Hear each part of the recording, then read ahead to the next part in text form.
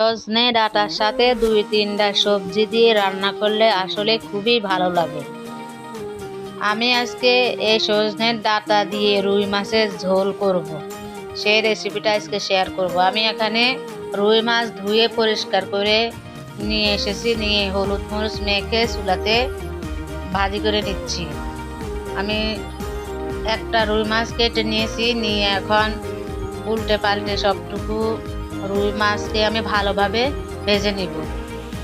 ভাজা আমার হয়ে গেলে আমি তুলে রাখবো। এই দেখেন দুই পাশ ভালো করে আমি লাল করে ভেজে নিচ্ছি।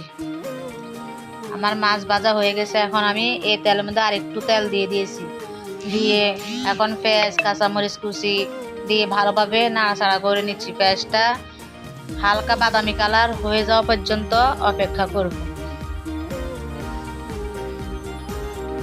পেঁয়াজের যে কাঁচা গন্ধটা আছে ওইটা দূর হয়ে যাবে ভালোভাবে নাড়াচাড়া করে নিলে। আমার পেঁয়াজটা বাদামি কালার হয়ে গেছে হালকা। আমি এর মধ্যে আদা রসুন পেস্ট দিয়ে দিলাম, দিয়ে ভালোভাবে নাড়াচাড়া করে নিচ্ছি। নিয়ে স্বাদ মতন লবণ দিয়ে দিলাম, দিয়ে আর একটু নাড়াচাড়া করে নিচ্ছি। এর মধ্যে আমি অল্প পরিমাণে একটু পানি দিয়ে দিলাম যাতে মশলাটা না পুড়ে যায়। এর মধ্যে এখন গুঁড়ো মশলা অ্যাড করব। দিয়ে দিলাম 1/2 চামচ হলুদের গুঁড়া, আর মরিচের গুঁড়া দিয়ে দিলাম 1 চামচ, জিরার গুঁড়া দিয়ে দিলাম 1 চামচ। দিয়ে আমি মশলাকে ভালোভাবে কষিয়ে নিব। এই দেখুন আমার মশলা কষানো হয়ে গেছে, তেলটা উপরে চলে আসছে। আবার আমি যে পটল আলু সজনে ডাঁটা কেটে রেখেছি এগুলাকে দিয়ে দিলাম, দিয়ে এখন ভালোভাবে নাড়াচাড়া করে নিচ্ছি।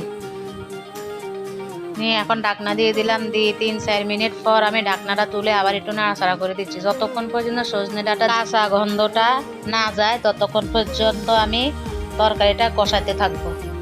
কষাতে কষাতে এক পর্যায়ে সজনে ডাঁটা হাফ সিদ্ধ হয়ে যাবে, কাঁচা গন্ধটাও চলে যাবে। তখন আমি এই যে ঢাকনা তুলে পরিমাণ মতো পানি দিয়ে দিচ্ছি।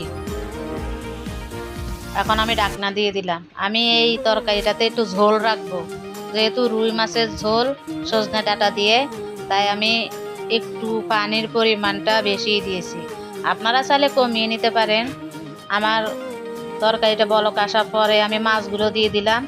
সবগুলো মাছ দিয়ে আমি ঢাকনা দিয়ে দিয়েছি। আবার 3-4 মিনিট পর ঢাকনাটা তুলে ধনিয়া পাতা অ্যাড করে দিচ্ছি, দিয়ে আর একটু নাড়াচাড়া করে দিচ্ছি। দিয়ে এখন ঢাকনা দিয়ে দিচ্ছি যাতে ধনিয়া পাতাটা সুন্দর নরম হয়ে যায়। দুই পাশের হাতল ধরে একটু ভালো করে নাড়াচাড়া করে দিলাম, দিয়ে এখন এই যে আর একটু খুন্তি দিয়ে নাড়াচাড়া করে দিচ্ছি। দিয়ে আমার রান্না হয়ে গেছে, আমি চুলাটা এখন অফ করে দিব।